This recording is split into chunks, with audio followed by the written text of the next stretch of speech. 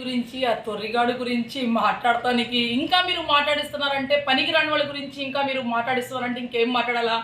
So రెండోది తొర్రోడు గురించి చెప్పాలంటే ఆ బందర్ తొర్రోడు గురించి ఆయన ఈక పీకలేరు దోమ పీకలేరు అంటే వాళ్ళకి సభ్య సమాజం అనేది పక్కన చెల్లుందా అమ్ముందా అనేది అమ్మకి చెల్లికి భాష తెలియని వాళ్ళ గురించి ఆనాడు ఆంధ్ర రాష్ట్రంలో చేసుకున్న ప్రజలు దురదృష్టం చేసుకొని ఇట్లాంటి సన్నాసులకి మనం ఉంచకూడదు, ఇట్లాంటి ఎదవలకి మనం తరిమి కొట్టేశారని వాడికి బందర్ నుంచి తరిమి కొట్టేశాడు. వీళ్ళు మాట్లాడటానికి భార్య అంటే ఒక బీద ప్రజలు నోటి దగ్గర ఉన్న కూడు కూడా వాళ్ళు లాక్కున్న వాళ్ళు అంటే కేజీ బియ్యం 2 రూపాయలకి బియ్యం ఇచ్చే కోటా బియ్యం కూడా కోట్లాది వరకు అమ్ముకున్న వాడు ఈడు బందర్ తొర్రోడు. వీడి గురించి ఏం మాట్లాడతామండి. వీడికి ఇటు పక్కన చూస్తే వంశీ గారు వాళ్ళ మిస్సెస్ ఉంది. నా ఈక కూడా పీకలేరు దోమ కూడా పీకలేరంట. నీకు ఈక పీకుతారు దోమ పీకటం ఏందనేది నువ్వు 6 నెలల నుంచి ఎక్కడ దాక్కున్నావో నీ ఫ్యామిలీని తీసుకెళ్ళి ఎక్కడ దాక్కున్నావో ఏందో ఈ రోజు ఏందో యాంటిసిపేట్ బెయిల్ వచ్చిందని ఆ బెయిల్ మీద వచ్చేసి నువ్వు ఎన్నో అంటే నీకు ప్రజలు గుర్తు చేయట్లేదు. ఆ పేరుని నాని తొర్రోడు ఎక్కడ ఉన్నాడు అనేది మాట కూడా తీయట్లేదు. నేను ఉన్నాను అని నీ ఉలికి చూపించుకోవడానికి ఆ రోజు మీడియా వాళ్ళు నీ పేరు కూడా తీయలేదు.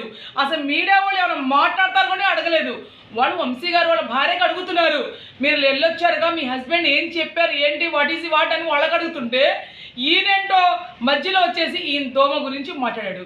సరే ఓకే, ఈ దోమ పక్కన పెట్టండి. ఆ రోజు 420 జగన్మోహన్ రెడ్డి వెళ్ళాడు చూస్తాను హుటాహుటిగా బెంగళూరు నుంచి ఫ్లైట్లో స్పెషల్ ఫ్లైట్ వేసుకొని వచ్చాడు. వచ్చి ఏం మాట్లాడాడు అసలు ఏమీ లేదు, ఏమీ లేని దాని మీద కక్ష సాధింపు చంద్రబాబు నాయుడు తన రెడ్ బుక్ తన కొడుకు చేస్తున్నారన్నారు. అరే మీరు ఇంకా ప్రజలకి మభ్య పెట్టాలంటే ప్రజలు ఇంకా మీకు ప్రజల్లో నమ్మటానికి ఉన్నారా అని అడుగుతున్నాము. ప్రజలు సాధారణంగా ఒక దళితుడిని మీరు ఏ రకంగా ఆయనకి ఇక్కడ నుంచి కిడ్నాప్ చేసి హైదరాబాద్ తీసుకెళ్ళి హైదరాబాద్ నుంచి విశాఖపట్నం తీసుకెళ్ళి స్పష్టంగా మీడియాలో కనబడిపోతుంది. ఏంటి గ్రూప్ 2 ఆయన ప్రజల యువత అంతా కూడా ఏడుస్తున్నారు.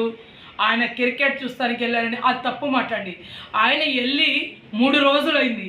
3 రోజుల క్రితంకు నిన్న ఎగ్జామ్స్కి ఏమైనా సంబంధం ఉందండి? ఎగ్జామ్స్ ఉంది, ఆ ఎగ్జామ్ రాసుకుంటున్నారు.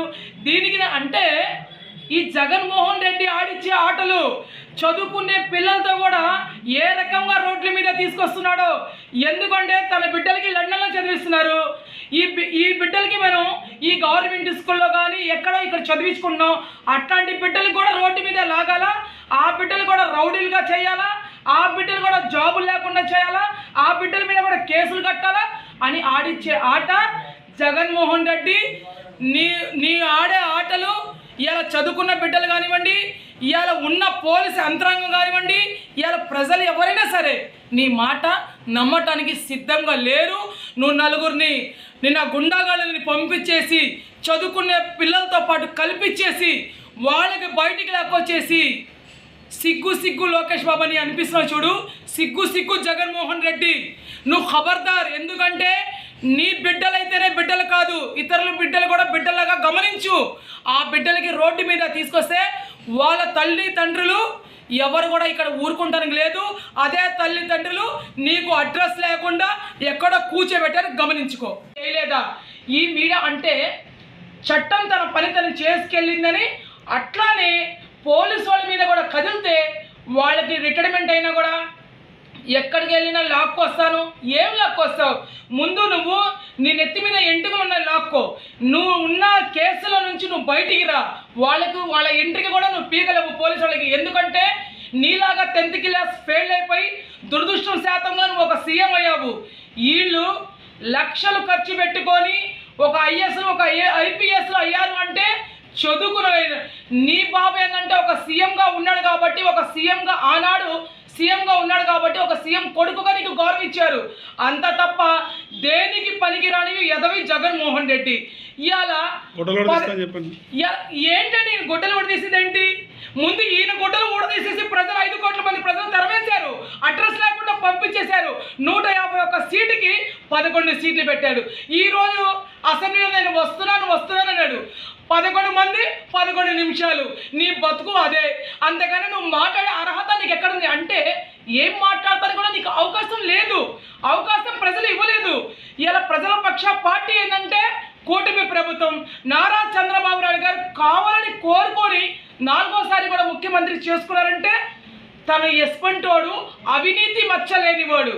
ప్రజలకి ఏం కావాలా, ప్రజలు మహిళలకి సంక్షేమ సేవలు ఏం కావాలా అని కోరుకునే మనిషి నారా చంద్రబాబు నాయుడు గారు. అట్లానే యువ నాయకుడు నారా లోకేష్ గారు కూడా అదే పద్ధతిగా నానా పద్ధతి మీదే నడిచిన కొడుకు నారా లోకేష్ గారు.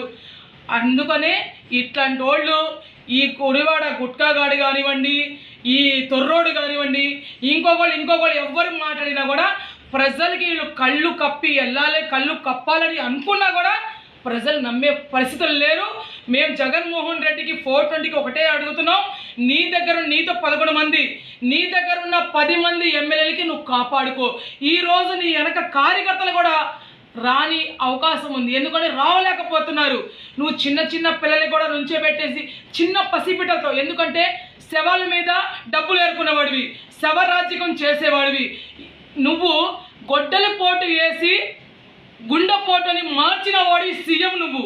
అందుకనే నువ్వు ఆనాడు ఏదో పిచ్చి కాలంలో నీకు మా జనాలంతా కూడా పిచ్చోళ్ళుగా ఒకసారి అవకాశం ఇస్తాము, 10 సంవత్సరాలు రోడ్ల మీద తిరిగాడు కానీ అవకాశం ఇచ్చారు. నీ అవకాశం ఎంతో ప్రజలు గమనించారు. నీకు అడ్రస్ లేకుండా పంపించేశారు. అది గుర్తుపెట్టుకో జగన్మోహన్ రెడ్డి. పసిబిడ్డలు కూడా తీసుకొచ్చి రోడ్డు మీద నుంచోబెట్టేసి తన తండ్రి 80 లక్షల కార్లో దిగుతుంటే ఆ పసిబిడ్డతో అనిపిస్తున్నారు, మావయ్య నువ్వు లేకపోతే 10,000 రూపాయలు నాకు ఫీజు కట్టుకుంటానికి లేదు, అమ్మఒడి లేదు అంటున్నారు.